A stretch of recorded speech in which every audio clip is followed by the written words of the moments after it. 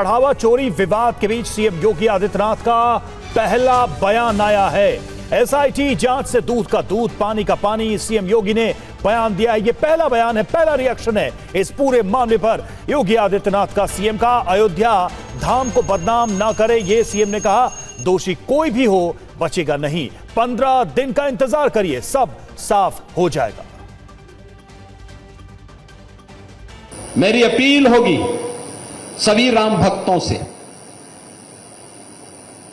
अयोध्या के बारे में जो समाचार पत्रों में सुनने को मिला, हम लोगों ने ट्रस्ट के अनुरोध पर एसआईटी जांच बिठाई है और मैं उन्हें इस बात के लिए कह सकता हूं कि एसआईटी जांच दूध का दूध और पानी का पानी करके रहेगी, उसमें कोई संदेह नहीं।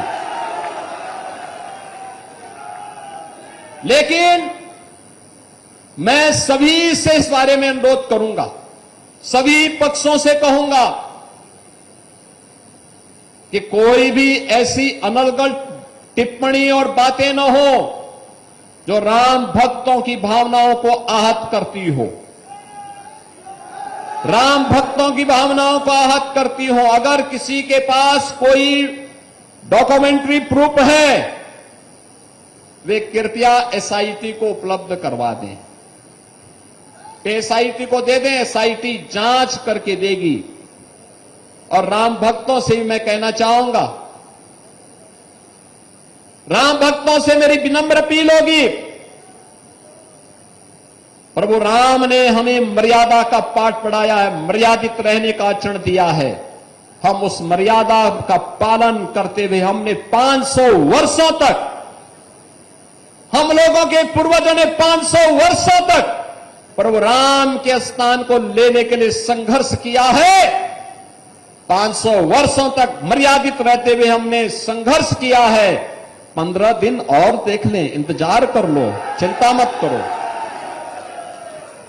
लेकिन हम अयोध्या को बदनाम करने वाले, राम जन्मभूमि मंदिर को अपमानित करने वाले लोगों के बहकावे में कतई ना आए। ये लोग कभी नहीं चाहेंगे कि अयोध्या का नाम हो, ये कभी नहीं चाहेंगे कि अयोध्या सम्मान पाए, क्योंकि ये लोग स्वयं क्षमता विहीन थे, कर नहीं सकते थे। तब अयोध्या को बिजली नहीं मिलती थी, अयोध्या को इन्होंने बिजली नहीं दी, संकरी गलियों में बांध करके रख दिया था। आज दुष्प्रचार करके हमारी सप्तपुरियों में से पहली पुरी अयोध्या धाम को ये लोग अपमानित करते हैं, दुष्प्रचार करते हैं, अपमानित करते हैं। हम इनके बहकावे में कतई ना आए। इनका आचरण आपके सामने है। इन लोगों ने राम भक्तों पर गोलियां चलाई हैं, जय श्री राम बोलने पर लाठी भांजते थे, भगवान राम के अस्तित्व पर प्रश्न खड़ा करते थे और हर प्रकार की बाधाएं खड़ी करके न्यायालय में अपने अधिवक्ता खड़े करके रोड़े अटकाने का काम करते थे। ये लोग उपदेश देना बंद करें। एसआईटी गठित हुई है, दूध का दूध और पानी का पानी होगा। मेरी सभी संबंधित से यही अपील होगी, एसआईटी की रिपोर्ट आने तक कोई बयानबाजी कतई न करें, क्योंकि बीच बीच में जब बयानबाजी होती है तो वह जांच को प्रभावित करती है। जांच चलने दें, जांच के बाद किसी पक्ष को कोई बात कहनी होगी, एसआईटी उसके लिए तैयार होगी। लेकिन अनावश्यक रूप से चरित्र हनन का प्रयास न करें, अनावश्यक रूप से अयोध्या धाम को बदनाम करने का कुत्सित प्रयास न करें। अगर कोई अपराधी है और कोई भी होगा, बचेगा नहीं, यह सुनिश्चित है।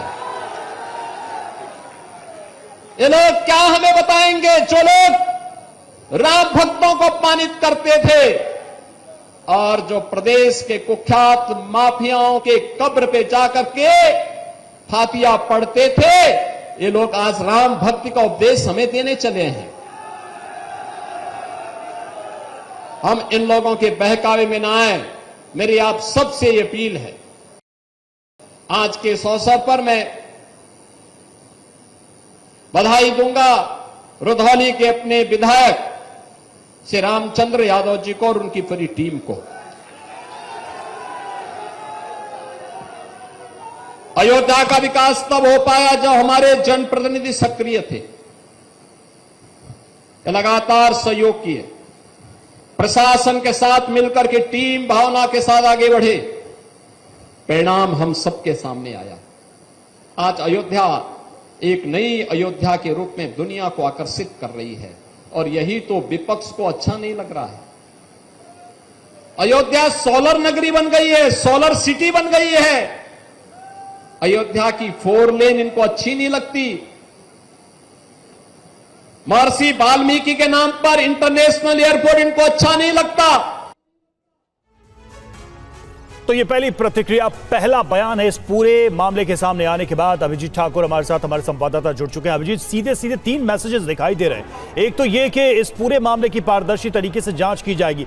15 दिनों का वक्त मांगा है सीएम ने, कहा है कि उसके बाद स्थिति स्पष्ट हो जाएगी। लेकिन साथ में वो ये भी किसको इशारा कर रहे हैं कि टिप्पणी न की जाए, इस कोई बयान विवादित न दिया जाए, क्योंकि इससे जांच में बाधा आती है। विपक्ष को भी आड़े हाथों लिया, कहा कि जिन्होंने गोली चलाई उन्हें सवाल करने की का क्या हक है। अभिजीत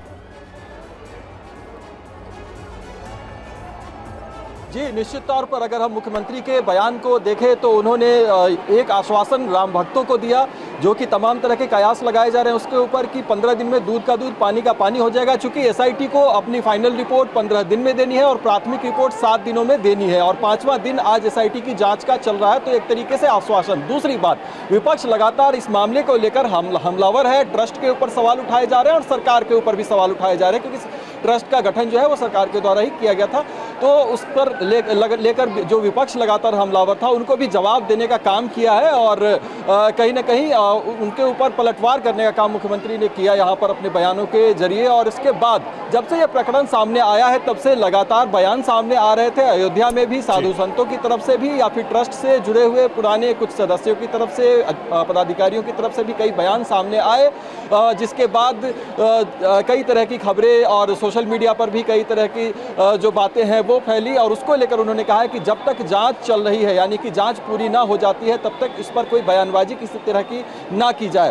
तो एक तरीके से 3 संदेश जो है वो मुख्यमंत्री ने देने का काम किया है अपने इस वक्तव्य के माध्यम से, और जिसमें कि सबसे बड़ी बात उन्होंने ये कहा है कि कोई भी अपराधी जो है वो बख्शा नहीं जाएगा, यानी कि एसआईटी की जांच चल रही है और जो भी लोग इसमें दोषी पाए जाएंगे उनको सजा भी दी जाएगी। साथ ही साथ विपक्ष जो लगातार हमलावर था उसको भी उन्होंने जवाब दिया। और तीसरी, जो ट्रस्ट से ही जुड़े हुए लोग हैं या फिर मंदिर से जुड़े हुए लोग हैं या फिर इस आंदोलन से जुड़े हुए लोग हैं, उनको संदेश देने का काम किया कि वो किसी तरह की बयानबाजी इससे पहले वो ना करे। तो अयोध्या नगरी में इस तमाम विवादों के बीच मुख्यमंत्री योगी आदित्यनाथ का आना और उसके बाद पहली बार अयोध्या से ही बयान देना एक बड़े संदेश के रूप में देखा जा रहा है। जी रवि, शुक्रिया अभिजीत आपका इस जानकारी के लिए, हमसे जुड़ने के लिए। और योगी आदित्यनाथ के अयोध्या दौरे से पहले अखिलेश का तंज, जी हां, किसी की रिकॉर्ड तोड़ अयोध्या यात्राओं की जांच हो, यह भी अखिलेश कह रहे हैं। रिकॉर्ड अयोध्या यात्राओं की पड़ताल के लिए एसआईटी बने, अखिलेश यादव का तंज।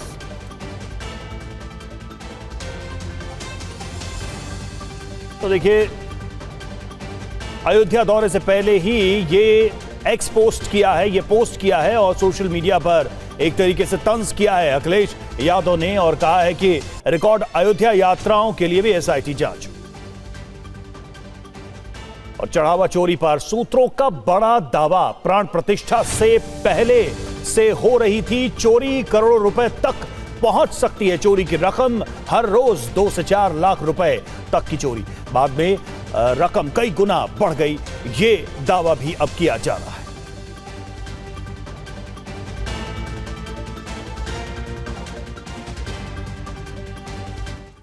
तो देखिए, कई सारे दावे इस पूरे मामले में सामने आ रहे हैं। राम मंदिर में चढ़ावा चोरी और उस पर टीवी 9 पर चौंकाने वाला पर्दाफाश। जी हां, प्राण प्रतिष्ठा से पहले ही चोरी का खेल शुरू हो गया था, यह जानकारी सामने आ रही है। 22 जनवरी 2024 के बाद बड़े पैमाने पर चोरी शुरू हो गई, करोड़ों तक पहुंच सकती है। मंदिर में चोरी की रकम और शुरुआत में रोज 2 से 4 लाख तक नकदी पार की जाती थी। बाद में मंदिर से चोरी की रकम कई गुना तक बढ़ गई। इस तरीके से एक लंबा खेल चलता रहा और अब एक एक करके बातें सामने आ रही हैं। और एक और बड़ी जानकारी यह है कि यात्री सुविधा केंद्र में छिपाई जाती थी चढ़ावे की रकम और पीएफसी से फिर बाथरूम में ले जाते थे पैसे। ये जानकारी सामने आ रही है। मौका देखकर बाथरूम से निकाल लेते थे रकम। 5 जून को पहली बार ट्रस्ट के लोगों ने इस चोरी को पकड़ा था और उसके बाद से एक एक करके ये सारी जानकारी सामने आने लगी। कैसे हुआ चढ़ावा चोरी का पर्दाफाश, जरा इसको भी देखते हैं। इसका टाइमलाइन क्या कहता है। देखिए, 5 जून को ट्रस्ट के लोग अचानक यात्री सुविधा केंद्र पहुंचे। सुरक्षा कर्मी को बुलाकर एक गणना कर्मी की तलाशी कराई गई। तलाशी में कुछ पैसे मिले, फिर उससे गहन पूछताछ की गई। आगे उससे जानकारी ली गई और इस पूछताछ में कर्मचारी ने अनुकल्प लवकुश के नाम बताए। पदाधिकारियों ने इन लोगों को भी रोककर पूछताछ की। पूछताछ के बाद पीएफसी के बाथरूम से बड़ी नकदी मिली और पूछताछ में पता चला कि कौशलपुरी में इनका एक अड्डा था और कौशलपुरी में ही चोरी की रकम का बंटवारा होता था। और पंकज चतुर्वेदी हमारे साथ इस वक्त जुड़े हुए हैं। पंकज, जिस तरीके से अब ये बात खुलकर सामने आ रही कि शुरुआत कहां से, और ये भी अब बात आ रही कि प्राण प्रतिष्ठा से पहले ही ये सारी गतिविधियां शुरू हो गई और प्राण प्रतिष्ठा के बाद इसमें तेजी आई। क्या जानकारी सामने आ रही है? किस तरीके से एक शुरुआती पूछताछ ने इस बड़ी चोरी का पर्दाफाश किया?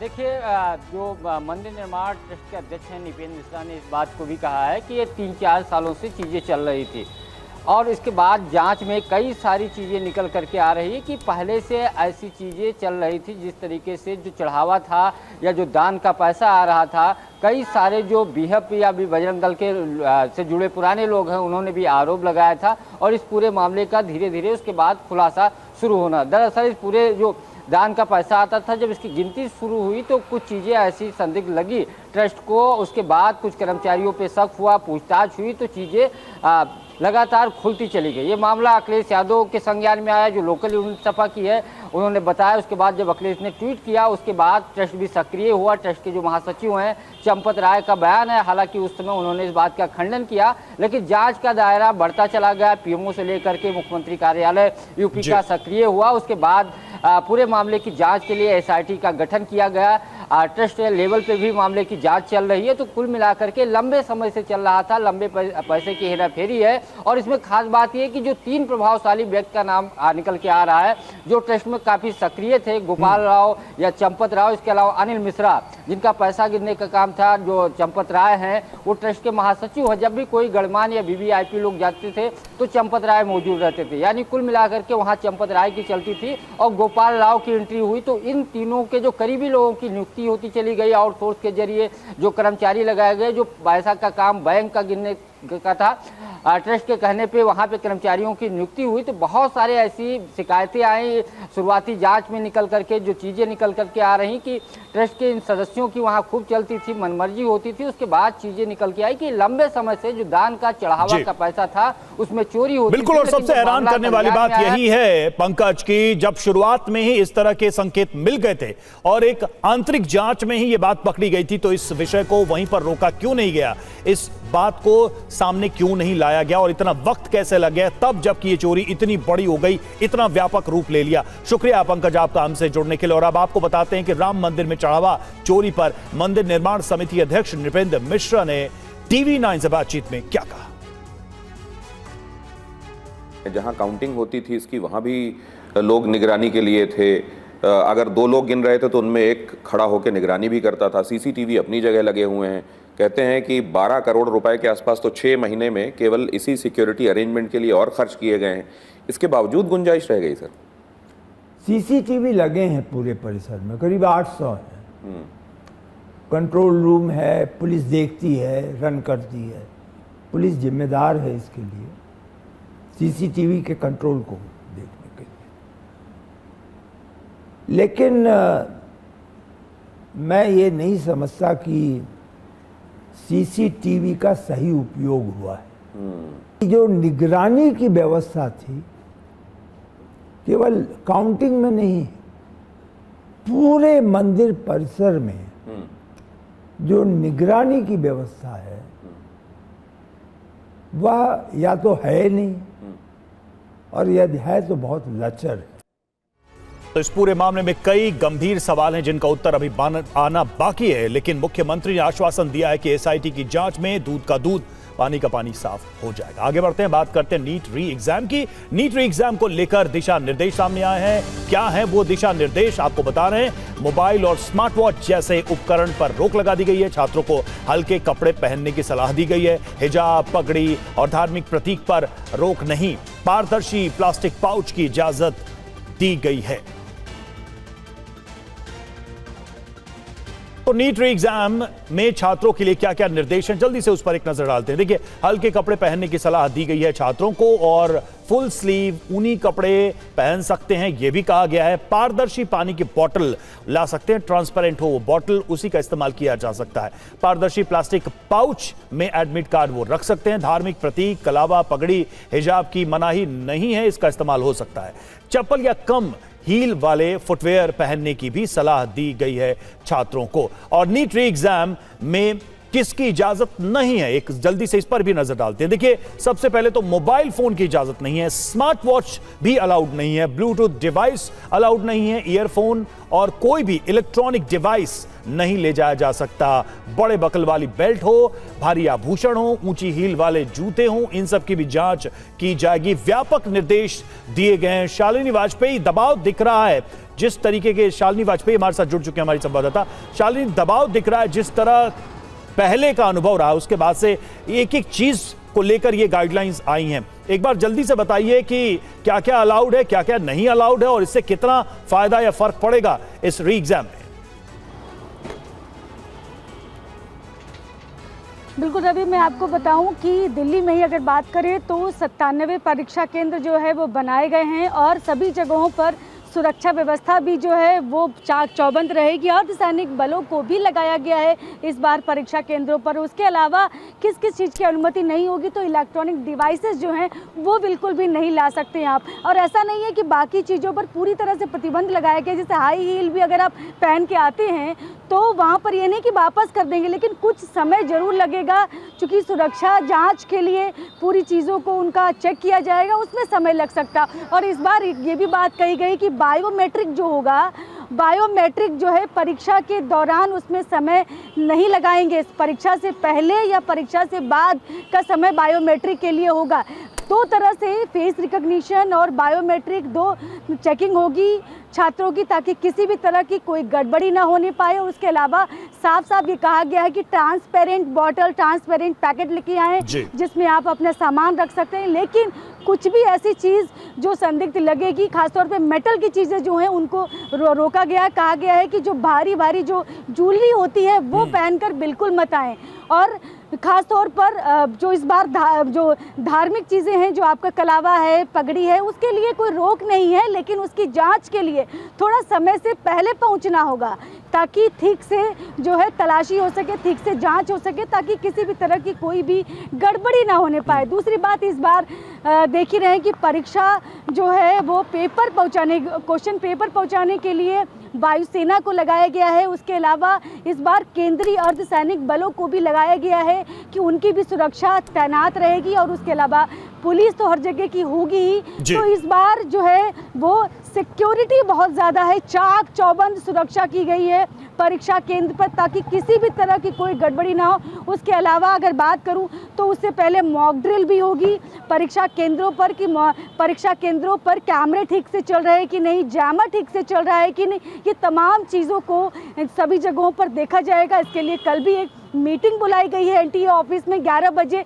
तो इन सभी चीजों पर भी लगातार यानी कि निर्देश भी दिए गए हैं और साथ ही सख्त जांच भी की जाएगी, ताकि कहीं से भी कोई चूक ना हो जाए। पिछली बार के जितने भी अनुभव रहे हैं उनको देखते हुए सारे गाइडलाइंस को इशू किया गया। बहुत बहुत शुक्रिया शालिनी आपका हमसे जुड़ने के लिए। और आगे बढ़ेंगे, बात करेंगे बिहार की एक बहुत ही हृदय विदारक वारदात की, निर्भया कांड की। बिहार के बेगूसराय में निर्भया जैसी वारदात सामने आई है। महिला से गैंगरेप के बाद दरिंदगी की गई और महिला गंभीर हालत में अस्पताल में भर्ती है। शिकायत करने पहुंचे परिजनों को पुलिस ने भगाया है, यह भी पुलिस के ऊपर आरोप लग रहा है। बिहार के बेगूसराय में निर्भया जैसी दरिंदगी, बर्बरता देखने को मिली है। तो जो जानकारी सामने आई है, पहले गैंगरेप और उसके बाद बर्बरता की गई इस महिला के द्वारा पुलिस पर भी आरोप लग रहा है कि जब परिजन पहुंचे शिकायत के लिए तो पुलिस ने उन्हें भगा दिया।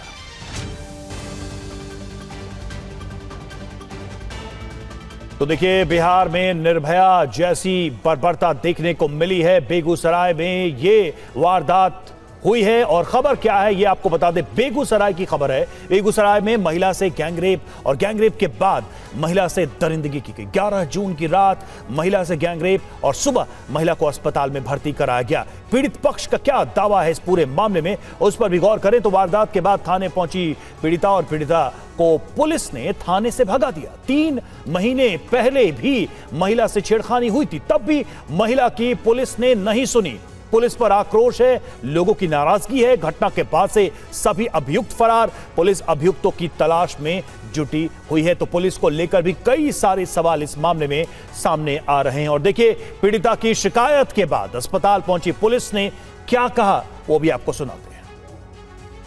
11 तारीख की घटना है। रात्रि की जब ये शौच करने गई थी तो कुछ लोगों ने घात लगाकर उनके साथ दुष्कर्म किया है। 183 के बयान और अलग अलग बयान में कुल इन कभी 3 और कभी 5 कह रही हैं।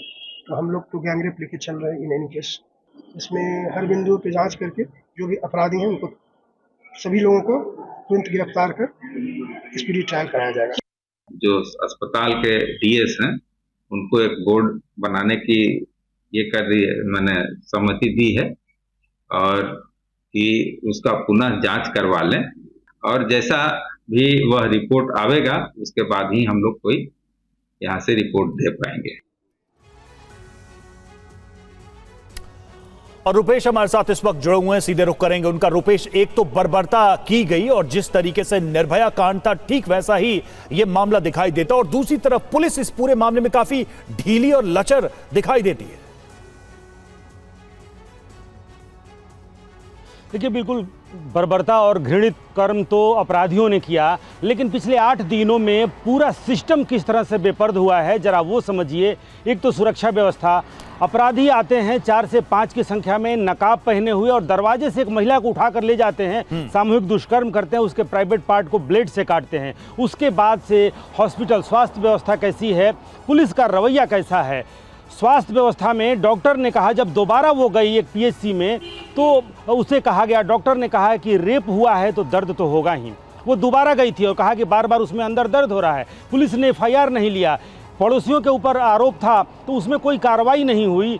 दोबारा जब दर्द बहुत बढ़ गया, दोबारा जब सदर अस्पताल में गई है, जब उसकी विस्तृत जब जांच कराई गई, तब ये पता चला। और ये हैरान करने वाला, दिल्ली में जिस तरह से निर्भया कांड हुआ उसी तरह से उसके प्राइवेट पार्ट्स में बुलेट और कंकड़ के टुकड़े मिले हैं।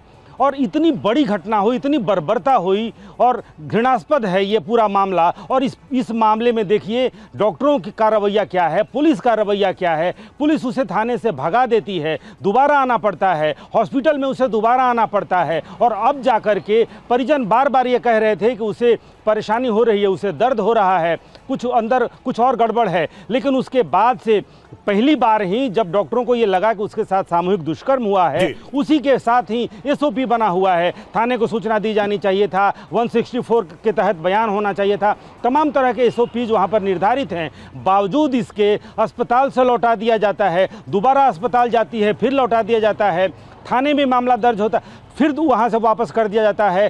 थाना प्रभारी से बार बार उसके परिजन मिलते हैं कि 5 लोग जो हैं उनकी पहचान भी कर ली गई है, पड़ोस के ही लोग हैं, नकाब पहन करके आए थे, मुंह ढक करके आए थे। तमाम तरह के स्थितियाँ वहाँ पर हैं। पीड़िता सामने है, पीड़िता के बयान सामने हैं, बावजूद इसके रवैया ना सिर्फ पुलिस का बिल्कुल रवैया, रुपेश, बहुत ही बल्कि हैरान करने वाला हॉस्पिटल मामला का भी रवैया ये नजर और ये आता है। पुलिस सिस्टम, डॉक्टर सबकी जो असंवेदनशीलता इस पूरे मामले में और बड़ी लापरवाही दिखाई देती है, वो भी हैरान करने वाली है। रुपेश, बहुत बहुत शुक्रिया आपका हमसे जुड़ने के लिए और इस जानकारी के लिए, इस अपडेट के लिए। और अब खबर है संत कबीर नगर से, जहां पर आनंद की हत्या पर ग्रामीण भड़के हुए हैं। संत कबीर नगर में हाईवे पर जाम लगा दिया गया। नासिर समेत चारों आरोपियों पर एक्शन की मांग की गई। कल रात आनंद की बीच सड़क पर हत्या कर दी गई थी। नासिर समेत 4 लोगों पर हत्या का केस दर्ज किया गया है। तो आनंद की हत्या और उसके बाद आप देखिए क्या इस पूरे मामले में अभी तक स्थिति है। बीच सड़क पर हत्या कर दी गई। नासिर समेत 4 लोगों पर हत्या का केस भी दर्ज किया गया है। लेकिन इस पूरे मामले को लेकर ग्रामीणों में आक्रोश है और तस्वीरें भी आप देख सकते हैं। गांव वाले कैसे इस वारदात के बाद अपनी नाराजगी जताते दिख रहे हैं, सड़कों पर उतरे। और आनंद की हत्या के बाद उनके परिजनों का रो रो कर बुरा हाल है। उनका कहना है कि उन्हें भी जान के बदले जान चाहिए। जान के बदला जान, नहीं तो हमन के फांसी लगाई, हमने मारा, चाहे जहर खाई मारा। पुराना विवाद था। शादी रहल है, शादी रहल, बहन एक छेड़खानी कैले रहल, तू डांट बोल दिए रहल, थप्पड़ मार देला ने हमारे आदमी मनो, और भैया गरिया देला ने, तो ही वही नाते मार दी से, आई नाते कटैया काट दी रे। क्या चाहती हैं आप? हम जान के बदला जान ले। नासिर मरना है जी, वो आयल है, हमारे दीदी लड़की छेड़त रहना है। हम देखलिए अपने दोनों भाई से बतौली है, तो जो जिसका मरना है वो खाली छापड़ मारले रहना है, और जो उनसे बड़ा भाई रहना है वो खाली डटले भर रहना है। अब ओके छेड़त रहना जरूर, दूर जाए छेड़त रहना है। हाँ, छेड़ देना नाते ही सोचले बा कि हमें मरले हैं तो वो नाते मरली सी हो, लेकिन हमन कही के नाम बा कि जान के बदले जान चाहे, जय मिला रहा हुई हैं सबके जान चाहे। तो आनंद की हत्या के बाद ग्रामीणों में गुस्सा है और संत कबीर नगर में नासिर ने आनंद की गला रेत कर हत्या कर दी। खबर क्या है वो विस्तार से आपको बताते हैं। छेड़खानी का विरोध करने पर कल रात आनंद की हत्या कर दी गई। बखेरा थाना इलाके में बभनी चौराहे पर आनंद की हत्या की गई, उस पर हमला किया गया। नासिर के साथ नरहू जैगम समेत 4 लोगों ने आनंद को घेरा। एक शादी में आनंद की भांजी ने आनंद की भांजी से नासिर ने छेड़खानी की थी और मृतक आनंद ने नासिर की छेड़खानी का विरोध किया था। इसी रंजिश में नासिर ने बीच चौराहे पर गला रेत दिया और हत्या कर दी। और चलिए अब आपको बताते हैं कि हत्या के बाद अब तक क्या हुआ है, हमले के बाद क्या क्या हुआ। आनंद की हत्या के बाद इलाके में तनाव फैल गया है। नाराज लोगों ने शव को सड़क पर रखकर हंगामा किया। ग्रामीणों ने एक गुमटी और नासिर के घर में आग लगा दी। तनाव के बाद 3 जनपदों की पुलिस इलाके में तैनात की गई है। परिजनों ने नासिर का घर बुलडोजर से गिराने की मांग की है। मृतक की पत्नी ने कहा आनंद की जान के बदले जान चाहिए। प्रशासन ने परिजनों को कड़ी कार्रवाई का भरोसा दिया है। नासिर समेत 4 लोगों पर हत्या समेत कई धाराओं में एफआईआर दर्ज की गई। आगे बढ़ते हैं और बात करते हैं शिवसेना की। शिवसेना का आज 60वां स्थापना दिवस है। शिंदे और उद्धव गुट के अलग अलग कार्यक्रम आयोजित हो रहे हैं। शिंदे का 30,000 लोगों को जुटाने का लक्ष्य है। उद्धव गुट के बागी 6 सांसदों पर भी नजर है। पुलिस ने किए सुरक्षा के कड़े इंतजाम। सीधे चलेंगे जयप्रकाश सिंह हमारे साथ, हमारे संवाददाता जुड़े हुए हैं, उनसे बात करते हैं क्या तैयारी है। जयप्रकाश, पहले ही तनाव बढ़ा हुआ है 2 गुटों में सांसदों को लेकर, और ऐसे में अब ये स्थापना दिवस और उसको लेकर दोनों तरफ से आयोजन की होड़। जी बिल्कुल, देखिए मैं अभी इस वक्त नेस्को गोरेगांव में हूं और यहां पर एकनाथ शिंदे की शिवसेना, जिसे हम इस तरह से देख सकते हैं कि 6 जो बागी सांसद उद्धव बालासाहेब ठाकरे की पार्टी से अलग हुए, उन्होंने अपना अलग गुट बनाया। उसके बाद ये पहला ऐसा फाउंडेशन डे है एकनाथ शिंदे के लिए जो बहुत ज़्यादा इंपॉर्टेंट है। आप देख सकते हैं तैयारियों के बारे में मैं आपको बताऊं कि नेस्को का यह हॉल नंबर 5 पूरी तरह से जो है खचाखच भरने वाला है। पूरे महाराष्ट्र से जो संगठन से जुड़े पदाधिकारी और कार्यकर्ता हैं, नेता, विधायक, सांसद हैं, वो सब यहाँ पर पहुँचेंगे। और एकनाथ शिंदे, पहले ये कहा जा रहा था कि यहाँ पर 6 के 6 जो सांसद हैं जिन्होंने अपना अलग गुट बनाया है वो भी मंच पर आएंगे, लेकिन उसके बाद एक क्लेरिफिकेशन दिया गया कि वो मंच पर नहीं आएंगे क्योंकि उनका गुट जो है अभी रजिस्टर्ड होना है। और यहाँ पर आप तैयारियां देख सकते हैं, एक तरफ बाला साहेब ठाकरे की तस्वीर है, एक तरफ आनंद दिघे की तस्वीर है, एक तरफ एकनाथ शिंदे की बड़ी बड़ी तस्वीरें हैं और हर जगह ये लिखा हुआ है कि हिंदुत्व के साथ अगर किसी ने अपना नाता रखा है तो सिर्फ और सिर्फ एकनाथ शिंदे ने रखा है। और इसी वजह से बाला साहेब के असली वारिसदार एकनाथ शिंदे हैं। हमारे साथ दिनेश शिंदे हैं, नेशनल को कोऑर्डिनेटर। आप बताएं सर कि पूरा जो व्यवस्था है उसके बारे में डिटेल में बताएं, कौन कौन से बड़े नेता शामिल होंगे? शिवसेना का ये 60वां वर्धापन दिन है। आदरणीय बाला साहब ठाकरे के माध्यम से निर्मित हुई शिवसेना का नेतृत्व आज के दिन में हमारे मुख्य नेता एकनाथ शिंदे साहब, ये राज्य के जो डिप्यूटी सीएम हैं, वो कर रहे हैं। उनके साथ में हमारे सारे नेता, उपनेता, सचिव रहेंगे, प्रवक्ता रहेंगे, आमदार रहेंगे, सांसद रहेंगे, नगर सेवक रहेंगे, पार्षद रहेंगे। ये सारे लोग जो है वो एक साथ में एक पारिवारिक माहौल आज यहाँ पे तैयार हुआ है। आज 60th एनिवर्सरी है पार्टी की। आपने देखा रहेगा कि शिवसेना में जो जल्लोश है, आज पूरे महाराष्ट्र से अलग अलग पार्टियों के तरफ से सब लोगों को विकास के साथ में आना है, एकनाथ शिंदे साहब के साथ जुड़ना है, क्योंकि लोक कल्याणकारी जो राजनीति है, विकास की जो राजनीति है, वो करने वाले एकनाथ शिंदे साहब हैं। ये भी कहा जा रहा है कि जैसे संजय राउत जी ने कहा कि 15 करोड़ रुपए देकर 6 बागी सांसदों को अलग किया गया, इस पर आप सहमति रखते हैं? संजय राउत कुछ भी बोल सकते हैं, उसका जवाब वही दे सकते हैं, क्योंकि वो आज एक बोलेंगे, कल एक बोलेंगे, परसों एक बोलेंगे। उसका जो परिणाम है वो उनको आगे दिखेगा। तो ये जो सांसद हैं जो अलग गुट बनाए हैं, इनकी सुरक्षा भी बढ़ाई गई है राज्य सरकार की तरफ से, क्या आज यहाँ पर उनके आने की कोई उम्मीद? मैंने ऐसे एक नोटिफिकेशन पुलिस की तरफ से देखी है, वो पुलिस का मामला है, उसके बारे में तो पुलिस स्थापना दिवस के बहाने एक तरीके से शक्ति प्रदर्शन है दोनों गुटों का। बहुत बहुत शुक्रिया आपका हमसे जुड़ने के लिए और हमसे बातचीत करने के लिए।